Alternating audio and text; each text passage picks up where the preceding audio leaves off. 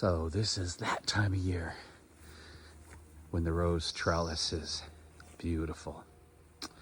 You know, you may have listened to some of my other videos where I revealed about my INFJ tendencies. What is an INFJ? Well, some people think it's complete bunk, but it's a personality type. And in my world, it gets really complex because I feel like I'm the rose trellis and the rest of the world is this electrical line, which wasn't here a couple years ago. But when they put in the cable, this is where they decided to stretch the electrical line right through, obviously, a growing bush. You can see the actual electrical lines way up there, but this is the best they could do. Like, they couldn't see that this is a rose trellis, and they literally ran 1, 2, 3, 4, 5. There's 5 different lines growing directly through this trellis. And that's kind of how I see the world. This weird, dumb, half-assed, neglectful attempt at everything. Okay, back to the story of the raspberry. This, my friends, this glorious, blooming, hyper-producing plant is a blackberry. Some people would even say it's a wild blackberry. It has some very vicious thorns on it, though technically I don't believe those are thorns. I just learned that the other day.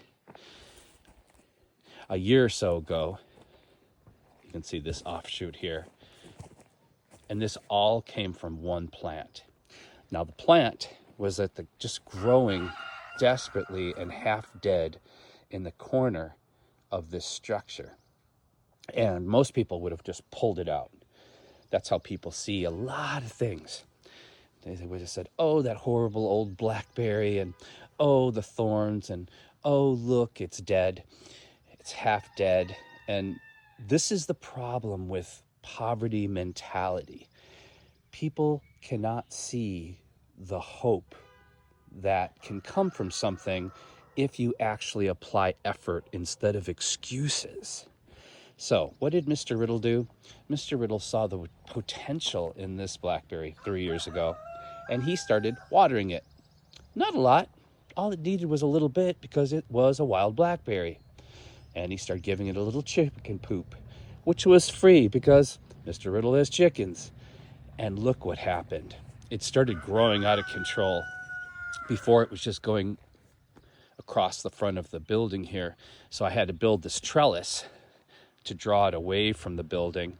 And now, just 3 years later, this plant is going to produce enough delicious giant blackberries this season to make endless cans of blackberry jam.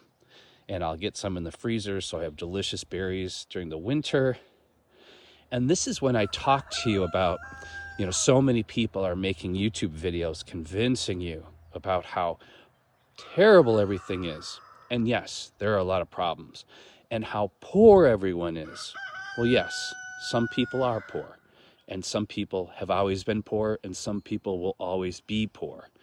But be highly, highly critical and highly suspicious of people who are profiting from fear and limited perspective, because that is mind poison. And you don't need mind poison. You need to follow, listen, and apply things in your life that counteract poverty mentality and negative thinking.